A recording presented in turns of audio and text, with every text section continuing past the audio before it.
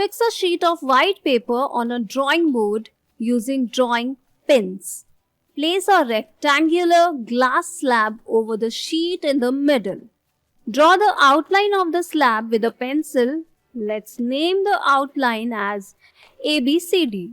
Take 4 identical pins. Fix 2 pins, say E and F, vertically such that the line joining the pins is inclined to the edge AB. Look for the images of the pins E and F through the opposite edge. Fix 2 other pins, say G and H, such that these pins and the images of E and F lie on a straight line. Remove the pins and the slab. Join the positions of tip of the pins E and F and produce the line up to AB. Let EF meet AB at O. Similarly, join the positions of tip of the pins G and H and produce it up to the edge CD. Let HG meet CD at O dash point. Join O and O dash. Also produce EF up to P. In this activity, the light ray has changed its direction at points O and O dash. Both the points O and O dash lie on surfaces separating two transparent media. Draw a perpendicular N and dash to AB at O and another perpendicular M dash to CD at O dash. तो सबसे पहले हमने इस activity में क्या किया, white sheet paper ली और उस पर एक रेक्टेंगुलर ग्लास स्लैब ली और ग्लास स्लैब के जो एजेस हैं या आउटलाइन है उस पर हमने लिखा ABCD. तो चारों पॉइंट पर हमने ABCD लिख दिया. अब हमने 2 पिन्स ली E एंड F और इन दोनों पिन्स को हमने प्लेस किया वर्टिकली इस तरह से कि ये AB एज के ऊपर की साइड हो. अब अगर हम E और F पिन्स को ऑपोजिट एज से देखेंगे और अब CD के नीचे यानी ऑपोजिट साइड ऑफ EF हम 2 पिन्स और फिक्स करेंगे जो कि है G एंड H. तो GH की इमेजेस और EF की इमेजेस एक स्ट्रेट लाइन में आती हैं. अब हम पिन्स को और स्लैब को रिमूव कर देंगे. अब जो E और F पिन की जो टिप है जो कि AB के ऊपर है उन टिप्स को मैच करेंगे और AB पर O पॉइंट तक लाएंगे. सिमिलरली G और H के टिप को हम मैच करेंगे और CD वाली लाइन के ऊपर या CD एज पर O डैश पॉइंट पर लाके मैच करेंगे. अब AB एज पर पॉइंट आ गया है O और CD एज पर पॉइंट आ गया है O डैश. अब हम O और O डैश को मैच करेंगे. Join O and O dash. तो EF से होते हुए लाइन जा रही है सबसे पहले O पर और उसके बाद O डैश और O डैश से G एंड H तक स्ट्रेट लाइन जा रही है. O पॉइंट से एक और डॉटेड लाइन जाती है जो जा रही है P पॉइंट तक. तो यहाँ अगर हम देखें कि ग्लास स्लैब के ऊपर दूसरा मीडियम है और ग्लास स्लैब एक अदर मीडियम है यानी यहाँ 2 मीडियम्स हैं और फिर ग्लास स्लैब के नीचे वापस से दूसरा मीडियम है यानी लाइट रेज के लिए यहाँ पर मीडियम चेंज हो रहा है 2 बार. पहले एयर में, उसके बाद ग्लास स्लैब में, उसके बाद फिर से एयर में. तो जहाँ दोनों मीडियम के पॉइंट्स मिलते हैं या एजेस होते हैं वो पॉइंट होता है या वो एज होता है इंटरफेस या बाउंड्री. सिंपल वर्ड्स में अगर हम कहें तो ये है boundary of both medium where both mediums meet. That edge और point is called edge interface. तो इंटरफेस के दोनों तरफ अलग अलग मीडियम होते हैं. जैसे ये एयर है और ये ग्लास है. दोनों जहां पर मिल रहे हैं जिस पॉइंट पर या as per This point or edge is called as interface. Air is a rarer medium, but glass is a denser medium. तो सबसे पहले लाइट ई और एफ से होती हुई आती है ओ पॉइंट पर, जो है इंसिडेंट रे. अब ओ पॉइंट पर हम बनाएंगे नॉर्मल. जिस पॉइंट पर इंसिडेंट रे गिरती है उसी एंगल पर होता है नॉर्मल. अब जो रे दूसरे मीडियम में जा रही है, यानी ग्लास स्लैब में जा रही है, यानी डेंसर मीडियम में जा रही है, वो सीधी ना जाके मुड़ गई, थोड़ी सी डाइवर्ट हो गई. तो यहाँ आई एंगल आर एंगल से बड़ा है, या फिर हम ये कह सकते हैं कि आर एंगल आई एंगल से छोटा है. यहाँ लॉ ऑफ रिफ्लेक्शन अप्लाई नहीं हो रहा है कि एंगल आई और आर इक्वल होंगे. यहाँ पर दोनों एंगल्स इक्वल नहीं है. R angle is lesser than I angle. So the ray that strikes the surface is incident ray. तो यहाँ पर incident ray कौन सी है? EFO. Point where incident ray strikes the surface is the point of incidence. The ray that changes its path when it travels from one medium to another is refracted रे. तो यहाँ EFO ने अपना path change कर लिया. इसको जाना तो चाहिए था P पॉइंट तक एकदम सीधे स्ट्रेट लाइन में, बट मीडियम ही चेंज हो गया. दैट्स व्हाई द रे इज डाइवर्टेड. तो जो रे डाइवर्ट हुई है या फिर बेंड हो गई है, उस रे को हम कहते हैं रिफ्रैक्टेड रे. तो यहाँ रिफ्रैक्टेड रे कौन सी है? O dash. O से O डैश तक जो रे है, that is refracted ray. The perpendicular drawn to point of incident is normal ray. Angle between incident ray and normal ray is angle of incidence. So this is angle of incidence. तो यहाँ हमने normal बनाया है N and N dash वाला. N and dash line is the normal. तो normal और incident ray के बीच में जो एंगल बनता है वो होता है इंसिडेंट एंगल, और नॉर्मल और रिफ्रैक्टेड रे के बीच में जो एंगल बनता है that is refracted angle. So refracted angle is smaller और लेसर देन इंसिडेंट एंगल. सो रिफ्लेक्शन की तरह रिफ्रैक्शन के भी कुछ लॉज हैं. So first law of refraction is just like reflection.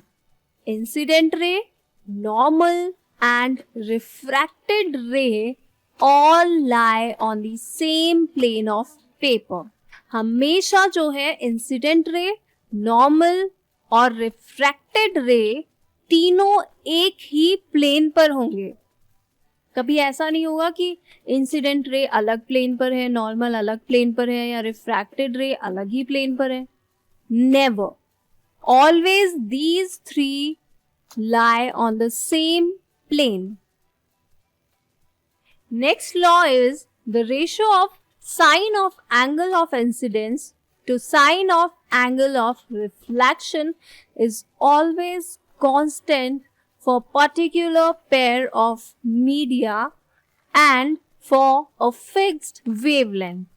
And this law is also called as Snell's law. यानी अगर हम रेशो ले साइन आई और साइन आर का, यानी इंसिडेंट एंगल और रिफ्रैक्टेड एंगल का, तो ये हमेशा एक कांस्टेंट के बराबर होता है. यानी sine i upon sine r equals to constant, and this constant value is called the refractive index of the second medium with respect of the first. तो अगर लाइट एक मीडियम से दूसरे मीडियम में ट्रैवल कर रही है, या फिर एक ट्रांसपेरेंट मीडियम से डेंस मीडियम में ट्रैवल करती है या एंटर करती है, तो इंसिडेंट एंगल और रिफ्रैक्टिव एंगल का जो रेशियो है वो कांस्टेंट होगा, और ये जो कांस्टेंट वैल्यू है यही होगी रिफ्रैक्टिव इंडेक्स. और रिफ्रैक्टिव इंडेक्स अगर ज़्यादा होगा तो वो मीडियम उतना ही डेंस होगा. तो हम कैसे पता लगाएंगे किसी भी मीडियम का कि ये डेंस है या ट्रांसपेरेंट है, या और ज़्यादा डेंस है या बहुत ज़्यादा डेंस है, या कम डेंस है या डेंस है ही नहीं? रिफ्रैक्टिव इंडेक्स से.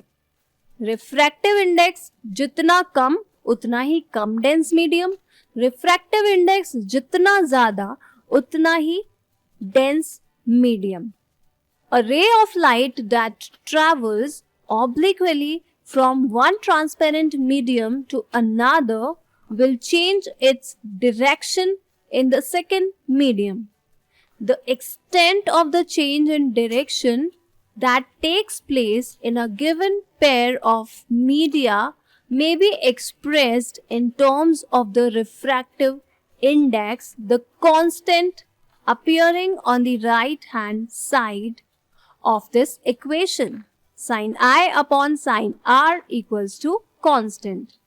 तो रिफ्रैक्टिव इंडेक्स की वैल्यू से हम पता लगा सकते हैं कि मीडियम कितना डेंस है. The refractive index can be linked to an important physical quantity, the relative speed of propagation of light in different media. It turns out that light propagates with different speeds in different media. Light travels fastest in vacuum with speed of 3 into 10 raised to power 8 meter per second. In air, the speed of light is only marginally less compared to that in vacuum. Vacuum की जितनी ही speed होती है air में भी light की. It reduces considerably in glass or water. Glass या water में ये reduce हो जाती है. क्या reduce हो जाती है? Light की speed, क्योंकि air से ज़्यादा dense है glass या water. The value of the refractive index for a given pair of media depends upon the speed of light in the two media like air and water, air and glass. To any medium can be there. If we consider a ray of light traveling from medium 1 into medium 2 like this, if an incident ray is AO and refractive ray is OB, so this is the normal, this is the incident angle, this is the refractive angle, and the first medium is suppose air and the second medium is glass. So the refractive index of medium 2 with respect to medium 1 is given by the ratio of the speed of light in medium 1 and the speed of light in medium 2. Let V1 be the speed of light in medium 1 and V2 be the speed of light in medium 2. तो अगर हम medium 1 में light की speed मानते हैं V1 और medium 2 में light की speed मानते हैं V2, तो यहाँ हम रिफ्रैक्टिव इंडेक्स को दोनों मीडियम के रिस्पेक्ट में अगर देखते हैं, तो अगर मीडियम 1 के रिस्पेक्ट में देखते हैं मीडियम 2 का रिफ्रैक्टिव इंडेक्स, तो हम इसको लिखेंगे N21. N21 is the refractive index. तो यहाँ हम 1 के रिस्पेक्ट में मीडियम 2 का अगर रिफ्रैक्टिव इंडेक्स देखते हैं, तो इसको हम लिखेंगे speed of light in medium 1 upon speed of light in medium 2 means V1 upon V2. By the same argument, the refractive index of medium 1 with respect to medium 2 is represented as N12. यानी जिसका refractive index हम देख रहे हैं किसी और medium के respect में, तो जिसका हम देखते हैं वो नंबर हम पहले लिखेंगे, यानी 1 पहले लिखा है, यानी 1 का रिफ्रैक्टिव इंडेक्स हम देख रहे हैं रिस्पेक्ट टू मीडियम 2, तो 1 पहले लिखा है और 2 बाद में लिखा है. तो N12 equals to speed of light in medium 2 upon speed of light in medium 1 equals to V2 upon V1. If medium 1 is vacuum और air, then the refractive index of medium 2 is considered with respect to vacuum. This is called the absolute refractive index of the medium. तो अगर medium 1 हम vacuum को मानते हैं, तो medium 2 का जो refractive index है वो हम देखेंगे with respect to vacuum. तो जो medium 2 का refractive index होगा उसको हम कहेंगे एब्सोल्यूट रिफ्रैक्टिव इंडेक्स, क्योंकि वो किसके रेफरेंस से हमने लिया है, मीडियम 1 के, यानी वैक्यूम के रेस्पेक्ट से हमने देखा है। तो डिपेंड करेगा कौन से दो मीडियम में लाइट एंटर कर रही है, कौन से मीडियम से कौन से मीडियम में जा रही है। It is simply represented as N2। Absolute refractive index को हम रिप्रेजेंट करते हैं N2 से। If c is the speed of light in air and v is the speed of light in the medium, then refractive index of the medium Nm is given by Nm equals to speed of light in air upon speed of light in the medium equals to c upon v. The absolute refractive index of a medium is simply called its refractive index. The refractive index of several media can be different. Like refractive index of water NW is 1.33. Refractive index of air is 1.0003. Refractive index of ice is 1.31. Alcohol's refractive index is 1.36. Kerosene refractive index is 1.44. Fused quartz refractive index is 1.46. Turpentine oil's refractive index is 1.47. Benzene refractive index is 1.50. Crown glass refractive index is 1.52. Canada balsam refractive index is 1.53. Rock salt refractive index is 1.54. Dense flint glass refractive index is 1.65. Carbon disulfide refractive index is 1.63. Ruby's refractive index is 1.71. Sapphire refractive index is 1.77 and diamond's refractive index is 2.42. यहाँ सबसे ज्यादा refractive index है diamond का। इसका मतलब diamond सबसे ज्यादा light को रिफ्रैक्ट करेगा। जिस मीडियम का जितना ज्यादा रिफ्रैक्टिव इंडेक्स होगा उतना ही वो डेंस होगा, और जितना डेंस मीडियम होगा उतना ही ज्यादा लाइट बेंड करेगी, मतलब उतना ही ज्यादा रिफ्रैक्शन होगा। तो ये वैल्यूज हमें याद रखनी है, जिससे हमें पता चल पाएगा कि कब रिफ्रैक्शन ज़्यादा हो रहा है, कब बहुत ज़्यादा हो रहा है, कब रिफ्रैक्शन बहुत ही कम हो रहा है, और लाइट ट्रांसपेरेंट मीडियम से कितने डेंस मीडियम में एंटर कर रही है। इन्हीं वैल्यूज से हम पता लगा सकते हैं। तो अगर रिफ्रैक्टिव इंडेक्स चेंज हो रहा है मतलब लाइट की बेंडिंग भी चेंज हो रही है, यानी रिफ्रैक्शन की वैल्यू भी चेंज हो रही है, यानी रिफ्रैक्टिव एंगल भी चेंज हो रहा है। और रिफ्रैक्टिव इंडेक्स कब चेंज होगा, जब मीडियम चेंज हो रहा है या फिर लाइट की वेवलेंथ चेंज हो रही है। जो सेकेंड लॉ ऑफ रिफ्रैक्शन हमने देखा है उसमें ये भी लिखा हुआ है that ratio of sine of angle of incidence to sine of angle of refraction is always constant for particular pair of media and for a fixed wavelength. तो वेवलेंथ से मतलब क्या है, जो अलग अलग कलर की लाइट्स होती है सभी की वेवलेंथ डिफरेंट डिफरेंट होती है।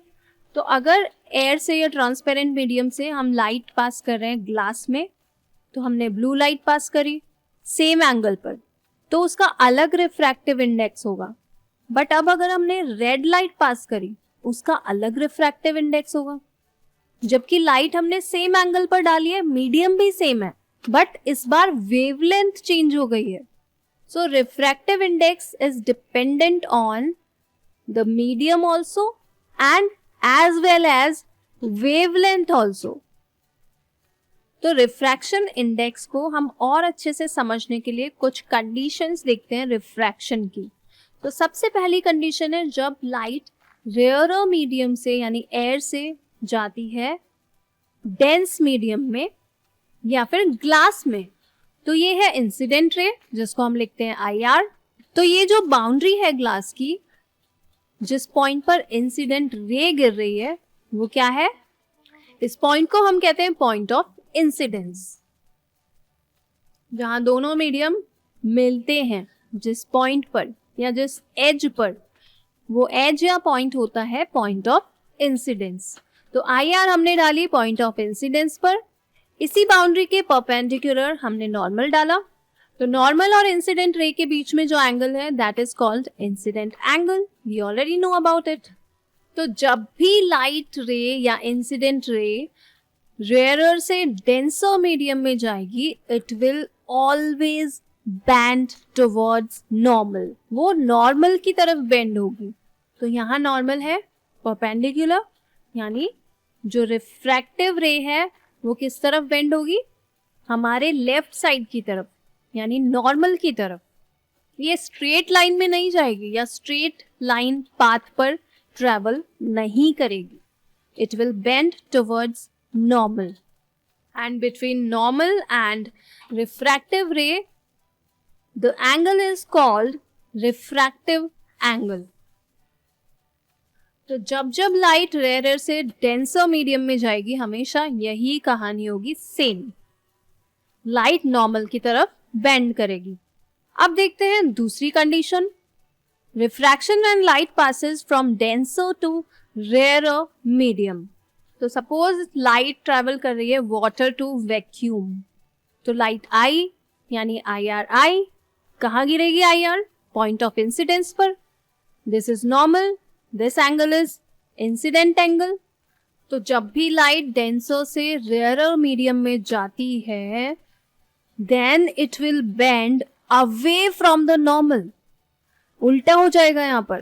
पहले जब रेयरर से डेंसर मीडियम में लाइट ट्रैवल कर रही थी तब जो रिफ्रैक्टिव रे है वो नॉर्मल की तरफ बेंड हो रही थी, बट अब ये नॉर्मल से दूर बेंड होगी। So this angle will be angle of R और angle of refraction, and here angle of refraction is greater than angle of incident. तो अब हम फिर से देखते हैं ग्लास स्लैब में refraction of light, refraction of light through a rectangular glass slab. तो हमने देखा था IR जो है यानी EFO जो है वो बेंड हो जाता है ग्लास में जाके या ग्लास स्लैब में जाके, क्योंकि glass is denser then air. तो जब भी लाइट रेयरर से डेंसर मीडियम में आती है तब किसकी तरफ बेंड होती है, नॉर्मल की तरफ। इसीलिए यहाँ इंसिडेंट एंगल से बड़ा है रिफ्रैक्टिव एंगल।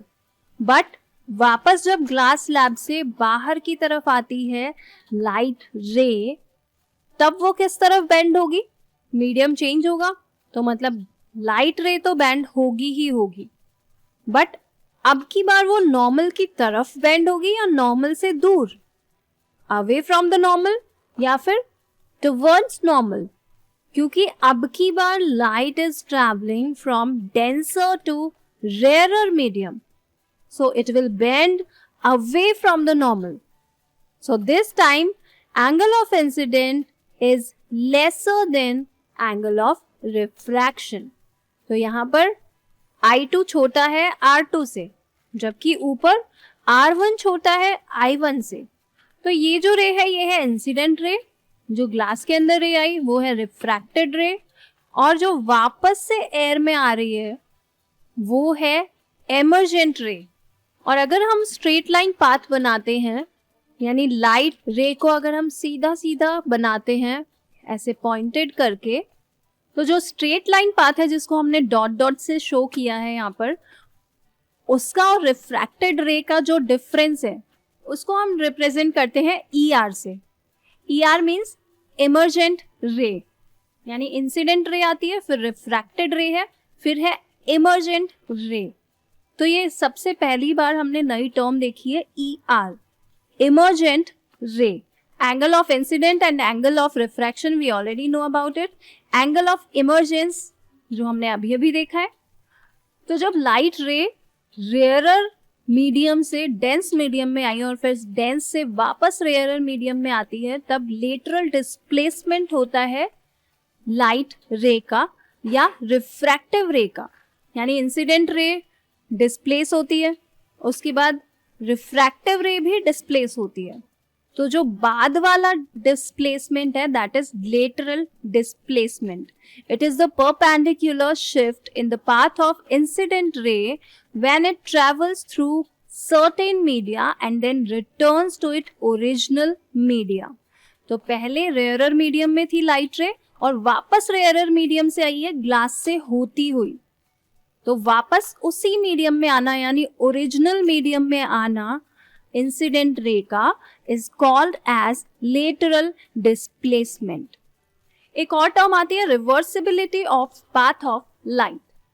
तो समझते हैं ये क्या होता है. What is reversibility of path of light. So suppose this is a light source and this is the mirror.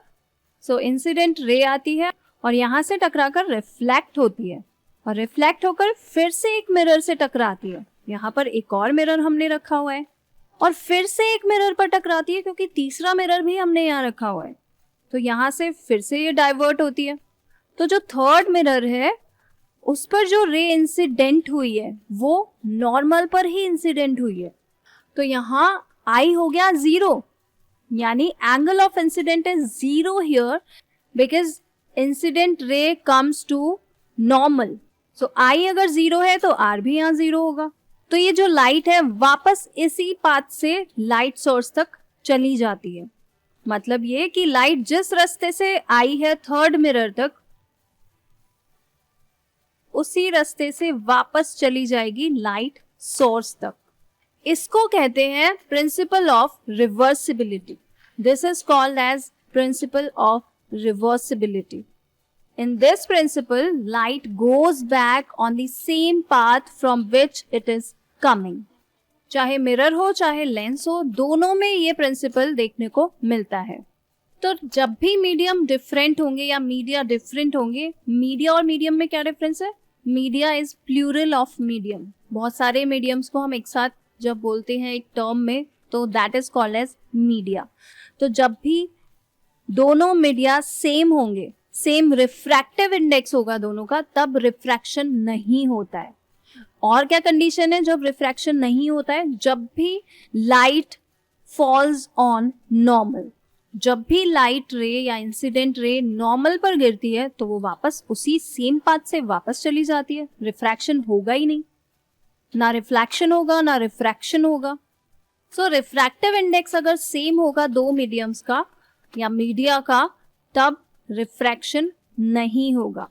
और एक चीज यहाँ सबसे इम्पॉर्टेंट है कि रिफ्रैक्शन का डेंसिटी से जरूरी नहीं है कि कनेक्शन हो. मतलब कोई मीडियम अगर ज्यादा डेंस है तो जरूरी नहीं है कि उसका रिफ्रैक्टिव इंडेक्स भी ज्यादा हो. For example kerosene having higher refractive index is optically denser than water. Water से ज्यादा डेंस्ड है kerosene, but its mass density is less than water. Mass density water से कम है kerosene की. The ability of a medium to refract light is also expressed in terms of its optical density. अब optical density और mass density दोनों अलग अलग चीजें हैं. Optical density क्या है? It is also known as optical thickness or absorbance. It is a measure of how much light is absorbed by a substance. यानी कितनी लाइट एब्जॉर्ब की है किसी सब्सटेंस ने या मीडियम ने, वो होती है ऑप्टिकल डेंसिटी. जबकि मास डेंसिटी क्या है? It is a measure of mass per unit volume of a substance. Means it quantifies how much mass is packed into a specific volume of a material. So optical density is not the same as mass density. Mass density तो mass ही है जिसको हम density बोलते हैं simply. But optical density है कि light कितनी absorb की है उस medium ने या substance ने, that is optical density. We have been using the terms rarer medium and denser medium in this chapter. It actually means optically rarer medium and optically denser medium respectively. In comparing two media, The one with the larger refractive index is optically denser medium than the other. The other medium of lower refractive index is optically rarer. The speed of light is higher in a rarer medium than a denser medium. Thus, a ray of light traveling from a rarer medium to a denser medium slows down and bends towards the normal. तो जब rare medium से denser medium में light की रे आती है वो normal की तरफ बेंड हो जाती है but when it travels from a denser medium to a rare medium it speeds up and bends away from the normal.